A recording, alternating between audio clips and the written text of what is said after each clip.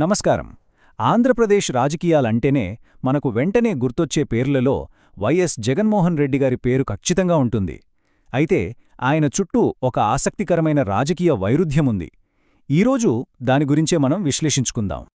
ఇక్కడ అసలు ప్రశ్న ఏంటంటే 2024 ఎన్నికల్లో అంత పెద్ద ఓటమి చవిచూసిన తర్వాత కూడా ఈ రోజుకి ఆంధ్రప్రదేశ్లో రాజకీయ చర్చలన్నీ ఎందుకు జగన్ చుట్టూనే తిరుగుతున్నాయి? గెలిచిన వాళ్లకన్నా ఓడిన వ్యక్తి గురించే ఎక్కువ చర్చ జరుగుతోంది. ఇదేంటో అర్థం చేసుకోవడానికే ఈ విశ్లేషణ. ఓకే, దీన్ని అర్థం చేసుకోవడానికి మనం కొన్ని విషయాలు వరుసగా చూద్దాం. ముందుగా ఈ జగన్ పారాడాక్స్ ఏంటో చూద్దాం.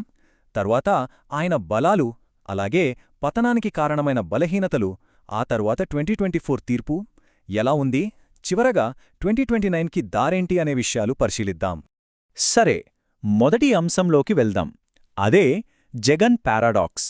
అసలు ఓడిపోయిన ఒక నాయకుడు రాజకీయ చర్చలకు కేంద్రబిందువుగా ఎలా మారారు?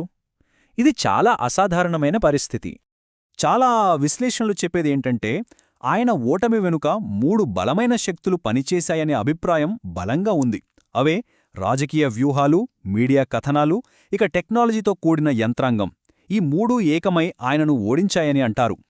మరి అంతమంది ఏకమైనా ఆయన ప్రభావం ఇంకా ఎందుకు కొనసాగుతోంది? అది అర్థం కావాలంటే మొదట ఆయనకున్న బలాలేంటో చూడాలి. ఆయన రాజకీయ ప్రస్థానానికి పునాదులు అవే.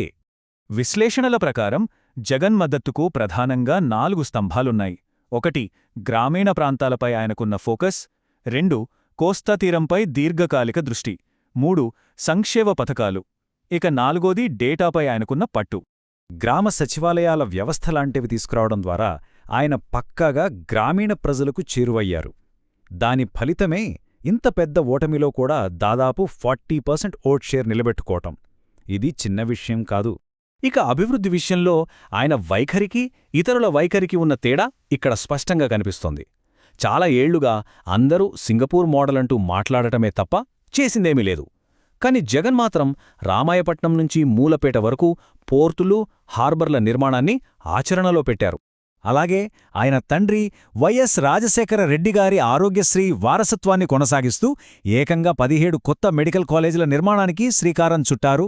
ఇది ప్రజారోగ్యంపై ఆయనకున్న విజన్కి ఒక ఉదాహరణ. ఇక ఆయనకున్న మరో ప్రత్యేకత ఏంటంటే డేటాపై పట్టు. ఎవరైనా ఏదైనా అడిగితే అన్నా ఏపీలో 60 లక్షల మంది రైతులున్నారు అన్నట్టుగా ఖచ్చితమైన నంబర్లతో మాట్లాడతారు. ఇది ఆయనకు విషయాలపై పూర్తి అవగాహన ఉందనే అభిప్రాయాన్ని కలిగించింది. సరే, ఇవన్నీ ఆయనకున్న బలాలైతే మరి ఇంతటి బలమున్నప్పుడు కూడా పరాజయం ఎందుకెదురైంది? ఇక్కడే ఆయన బలహీనతలు తెరపైకి వస్తాయి. ఆ బలహీనతలు ఏంటి, అవి ఓటమికి ఎలా దారితీశాయో ఇప్పుడు చూద్దాం.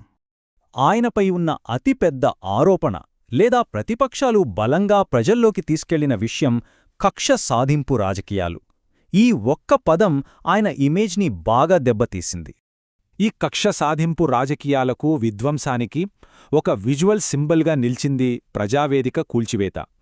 ఆయన అధికారంలోకొచ్చిన వెంటనే తీసుకున్న ఈ నిర్ణయం ఆయన మొత్తం పాలనపై ఒక నెగటివ్ ముద్ర వేయడానికి బాగా ఉపయోగపడింది.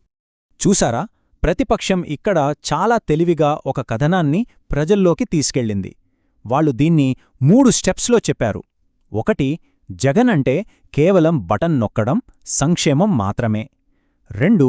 ఈ సంక్షేమం వల్ల రాష్ట్రం అప్పుల పాలవుతోంది. 3. అంటే మొత్తం పాలనంతా విధ్వంసమే. ఈ సింపుల్ నెరేటివ్ని వాళ్లు చాలా బలంగా జనంలోకి తీసుకెళ్లగలిగారు. ఆయన చేసిన మరో రాజకీయ తప్పిదం పేదలు వర్సెస్ పెద్దలు అనే నినాదం. ఆయన ఉద్దేశం పేదలకు, ధనికులకు మధ్య పోరాటం అని కావచ్చు. కాని ప్రత్యర్థులు దాన్ని ఒక కులానికి, మరో కులానికి మధ్య గొడవగా చిత్రీకరించారు. జనం కూడా అలాగే అర్థం చేసుకున్నారు. ఇంకొకటి, ఆయన పాలనలో కనిపించిన తొందరపాటు.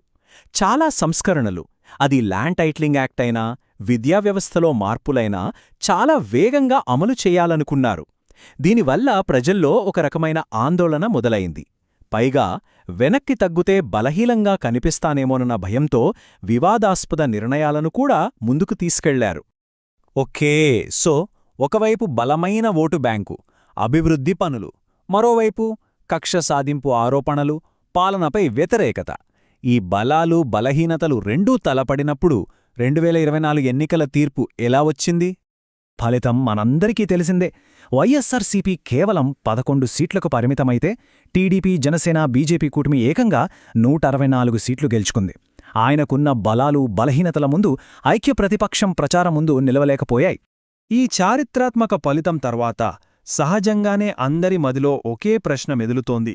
భవిష్యత్తు ఏంటి? 2029కి మార్గం ఎలా ఉండబోతోంది?